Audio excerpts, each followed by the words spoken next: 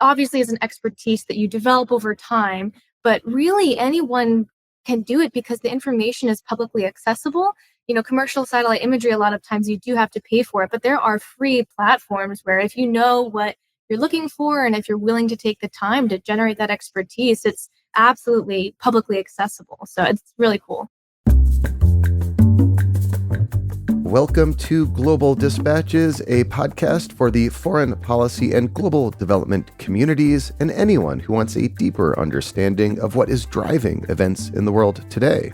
I'm your host, Mark Leon Goldberg. I am a veteran international affairs journalist and the editor of UN Dispatch. Enjoy the show.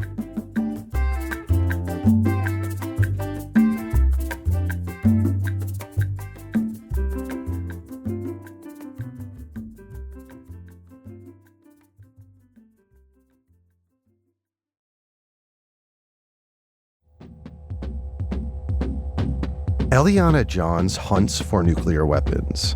She's a senior research associate at the Federation of American Scientists, where her team uses open source intelligence, or OSINT, to uncover countries' nuclear capabilities and intentions.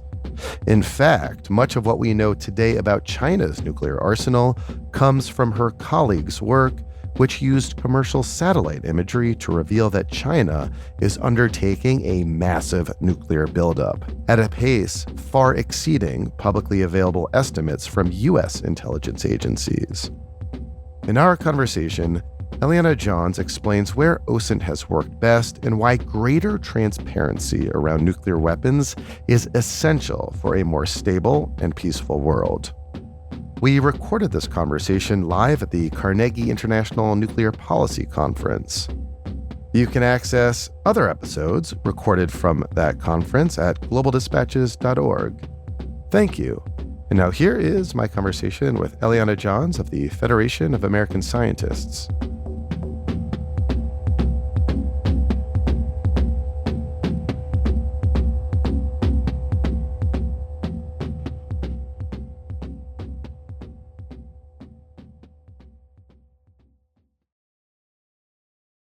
So I wanted to kick off this conversation by having you tell the story of how your team uncovered news that China was massively expanding its nuclear arsenal far beyond, frankly, what the United States government intelligence sources thought at the time. Yeah, it's really an interesting case study here as an example of just how open source analysis and satellite imagery analysis works. It demonstrates kind of an interplay, not just between open source analysts and government, but also demonstrates the collaborative field that OSINT really is. Starting off with kind of the beginning of where the story started is in 2018, the DoD released one of its reports on China's military power, indicating that China was planning to develop a new silo basing option for one of its ICBMs. And this is, kind of a hint of really big news that we saw coming out of the government. And then that same year, a researcher found a new test silo design at one of the facilities that China uses to do like missile tests and things. That was Catherine Dill, who was at the time at CNS. In the next couple of years, Hans Christensen from FAS, who's been there for around 2 decades, ended up publicly disclosing a new training site with more silos that resembled what Catherine Dill had found on satellite imagery. And in that couple of years, we also had more reporting coming out of the DoD and from Stratcom, indicating again that there was going to be a significant expansion of the silo basing for China's ICBMs. And they actually referenced Han's findings at the training site, which was really interesting to kind of have that confirmation from government and like understanding that maybe this is still something that needs to be examined and looked at. And so that was over the course of a few years. Fast forward to 2021, Decker Evelith, who at the time was at the Middlebury Institute for International Studies, publicly disclosed the first location of these silos. And that was through, all this research and data accumulating over time with military training videos that were publicly released by China, all this stuff. So Decker publicly disclosed the first site, and then Matt Korda from the Federation of American Scientists built off of that as well and made a list of these assumptions to work off of because he thought that there would have to be more silo fields than the first that was publicly disclosed. So he went and found the next silo field, which nobody, I think, was really expecting to have another one. And then another researcher from CASI, that the Air Defense's China Aeronautics Space Institute or Studies Institute, found the third silo field. So it's really interesting to see that kind of almost collaboration across the field and how it takes years of time to build the data, see what comes out of the US government, see what comes out of the Chinese government and state media, to then get to this point of understanding what the expansion looks like and being able to publicly disclose it to then, start the conversation about what this was all about. Well, I mean, I had you tell that story just because it's interesting, I think, to see some of the details of how this discovery was unfolded. And as you describe it, it really is this collaborative effort, mostly by nonprofits and philanthropies who, did so and in having done so, just completely and irrevocably changed the debate on how we think about China's nuclear posture. Yeah, it really is fascinating. It's one of the things that I really find interesting about open source as a practice is it obviously is an expertise that you develop over time, but really anyone can do it because the information is publicly accessible. Commercial satellite imagery, a lot of times you do have to pay for it, but there are free platforms where if you know what you're looking for and if you're willing to take the time to generate that expertise, it's absolutely publicly accessible. So it's really cool. Well, can I have you maybe just take a step back and make the case for why transparency around these issues are important? I mean, what you and your team discovered was, like I said, radically different from what the United States intelligence estimates were. Why is it important to have that information out in the public sphere? In my opinion, there's a lot of reasons why transparency is really a good thing. And there's three kind of main ones that come to mind. So the first is that it can actually support US deterrence and assurance missions by helping to affirm and communicate what the United States position and posture is when they are transparent about their own arsenals and promoting this culture of transparency and openness about nuclear stockpiles, about nuclear modernization. And it also will assuage concerns about maybe a buildup or worst case scenario thinking about maybe what the United States is doing. And that's the same for other countries as well. We're being transparent and open about your stockpile, your arsenal, your doctrine actually can help with your credibility, but also help with other concerns that other countries might have. So that's kind of the first thing that I think of with the importance of or value of transparency. The second is it helps to be a reliable partner. So the United States has advocated for a really long time for Russia and China to be more transparent about their arsenal to reduce risk, reduce miscalculation. And because the United States is able to be more open and transparent about what they have in their own arsenal or their own plans, it helps them set that example and be a reliable partner for engaging in that in the international sphere. So those are like two maybe security related concepts, but ultimately this kind of work, which is kind of the third reason, is that it informs the debate. It informs the debate in the public, whether it's through academia or other researchers. And it also provides diplomats and governments to be able to talk about these issues without revealing sensitive information. And they can rely on that open source, publicly available knowledge to then have conversations, to then address issues that they might be having with other countries, or again, to set this example of transparency. So it informs the public debate is really a key aspect of the work that we do at FAS as well, where we want to provide reliable information. And of course, our work is all estimates as well, but they're close enough to where people can use that data to have debates about these issues, to be informed, and in some cases, even advocate for different policy areas. Yeah, and again, it's just worth emphasizing how much that work completely changed the debate on China's nuclear posture and nuclear capabilities. In discussing the China example, you cited satellite imagery. In your work today, what besides satellite imagery do you use to try to deduce either nuclear stockpiles or even like nuclear intentions of countries of concern? So we use two categories of data, if you will. One is state originating data, and the other is non state originating. So, state originating data could be anything from treaty data exchanges to military parade videos, state run media, public statements, and official doctrine.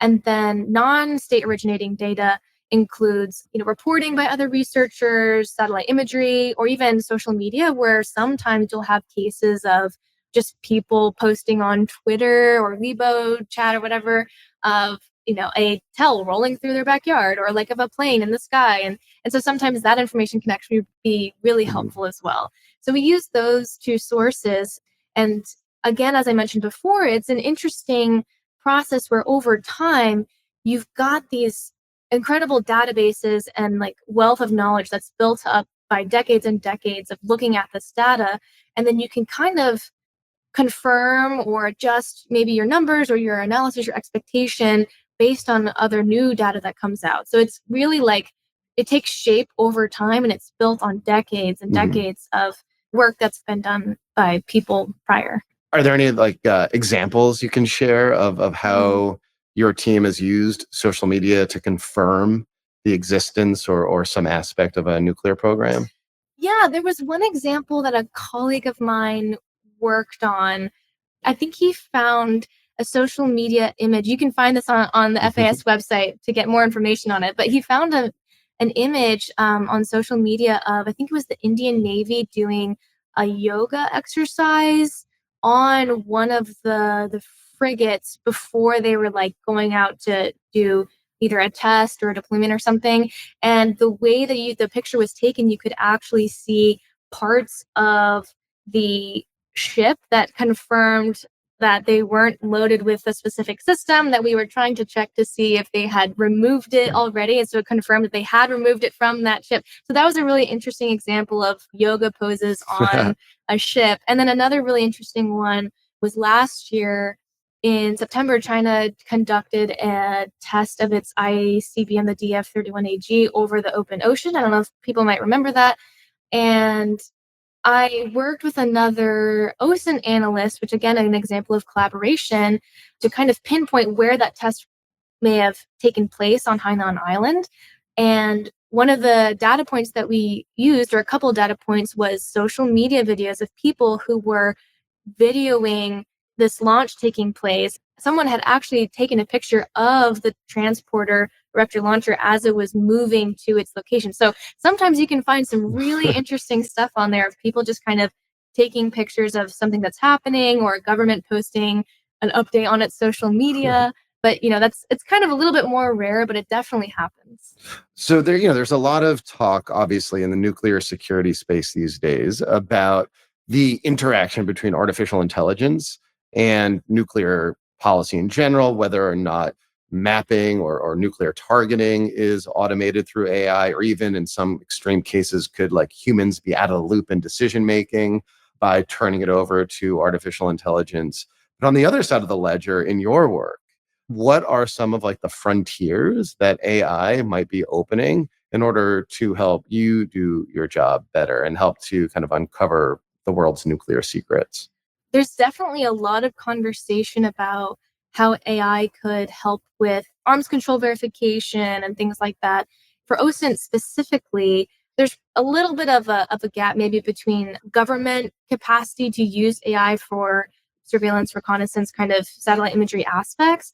But for commercially available right now, we're starting to see some pilot programs coming out. We're starting to see some papers and thought processes about how AI can be applied to open source analysis. One really interesting potential use case is object detection and object identification.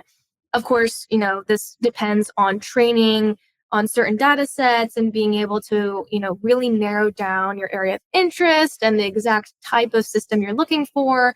Depends on if it's mobile or if it's a stationary object. But that's one area that folks are looking at, to be able to take a certain area of land and identify within that area certain buildings or certain types of vehicles, which might sound like super not useful and boring, but in some cases it could be helpful for getting an accurate count, or maybe you didn't see something that was there before. And so I said it was pilot also just because while it can be useful for some areas, there's still, I think, a long way to go before we'd be able to replace people who have been, or even like match the expertise and the efficiency of people who have been doing this for a really long time. And so I'm excited to see maybe what new opportunities come out of it. Maybe it'll make my life a whole lot, easier, because it does take a while to analyze imagery. We'll see. You know, I'm just sort of thinking now. I kind of came of age as a journalist in the run up to the Iraq War, right? In 2002, 2003, in which the US government asserted, falsely in retrospect, that Saddam Hussein was amassing weapons of mass destruction. And the US government selectively released a lot of intelligence to justify that claim. I just have to wonder and have to think that if we had people like you around doing your job, or if the field of OSINT existed as it does today back then, that that might have provided like a corrective to the government's assertions. Yeah, it's definitely an interesting thought, and people have brought up that point also Really, for I honestly no, just thought about like it on the spot. I was like, oh no, man, I mean, I wish we had you back in 2003. well, people have brought it up before too from Yeah, like Cold War, escalation and yeah. uncertainty kind of aspects. Like, what if we just had this technology before? And it's, I think, part of the motivation behind what we do is for, again, promoting an informed public to be able to debate and to have some government accountability. So we not only do this open source and satellite imagery stuff, but part of the state originating data that we gather for the United States specifically is FOIA requests, so Freedom of Hmm. Information Act, which is just one part of a process for democratizing information. And so it's hard to say like what the political will would have been back then if this information had been challenged. But one of the things that we strive to do is, in a way, empathize with other countries, not justify, but try to understand where this change might be coming from. What is this, like a response to a particular action? Does this align with current strategy? Does it not? What might we see in the future? How has this changed over time? So having really that full context and analysis to be able to inform the public with a robust debate instead of only having to rely on information coming out of the government, which may intentionally or may not intentionally be skewing information, or maybe there's like an overclassification problem. So it's not always the case, and we definitely rely a lot on what the government releases, but there's definitely that aspect of like accountability and like pushing back on some ideas, or pushing the government to release the evidence or the analysis behind the conclusions so we can have that as part of the public debate. Well, I wanted to that end, actually ask you about maybe a couple of like potential flashpoints in the world today, and the role that your work, that open source intelligence can play in helping us understand the true nature of the issue. Iran is top of mind, obviously, these days. I mean, Iran has a civilian nuclear program, and the worry is that they may use that civilian nuclear program to create nuclear weapons. There was IAEA inspections. It's been a little bit on and on off again. What role can open source intelligence play in helping us understand whether or not Iran has made that decision to sprint towards the bomb? It's a little bit tough in the open source to be able to get ahead of some of that decision making.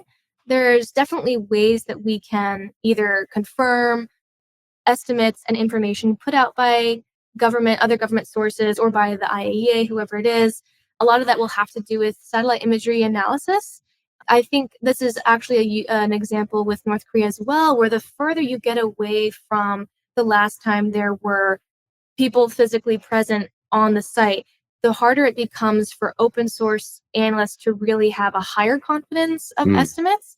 So that makes it a little bit more difficult. But there's definitely a role in open source practitioners and even just research analysts who use open source materials, but maybe not satellite imagery, to be able to try to also understand what is happening from that outside perspective. And we do the same thing with China as well, where we want it's really difficult, probably not impossible, but with some level of confidence, you might be able to understand what China's uranium enrichment program is looking like and how that might change their projections for the number of warheads in the future. But that's really difficult to do in probably the government as well. I don't know, but in general in the open source. But what we can do is we can monitor these sites. We can look at their policies, their statements, their interactions with corporations and governments and public vendors and things, and we can try to create that picture so that when the government releases something or when a statement comes out of Iran, North Korea, wherever, then we can kind of match that up and see, does this align? Are we kind of thinking the right thing? And can we push back on any assumptions that are being made? Your work is not like in secret. I have to imagine there's some discretion a bit around what you do. Are you allowed to like tell me what you're working on right now? Yeah, we tend to be kind of open about stuff. So I guess this is like something to look out for. So every 2 months we release what we call the nuclear notebook, which details the nuclear forces of each nuclear armed state. So last month we released the China nuclear notebook. So I would definitely look at that. It's published in the Bulletin of Atomic Scientists, and it outlays our estimates of China's nuclear forces. And then the next one that we'll have coming out next month is on Russia. So each year we'll do the big three: Russia, US, China. And then a big part of what we do is also looking at what the daily status, what the pattern of life is at a lot of different sites. Usually every day we spend a lot of time just going over sites all around the world and publishing findings either in blogs or looking at maybe the implications of current events. Yeah, right now we're working on Russia and then some of the other analysis for other states as well. But definitely check out the China notebook and then Russia when it comes out in May. All right. Well, thank you so much for your time. This was great. Absolutely. Thank you. For having me.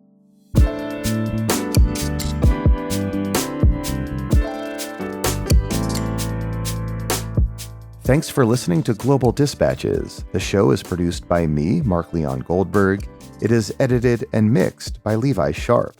If you are listening on Apple Podcasts, make sure to follow the show and enable automatic downloads to get new episodes as soon as they're released. On Spotify, tap the bell icon to get a notification when we publish new episodes.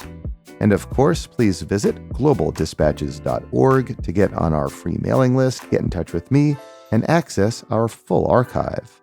Thank you.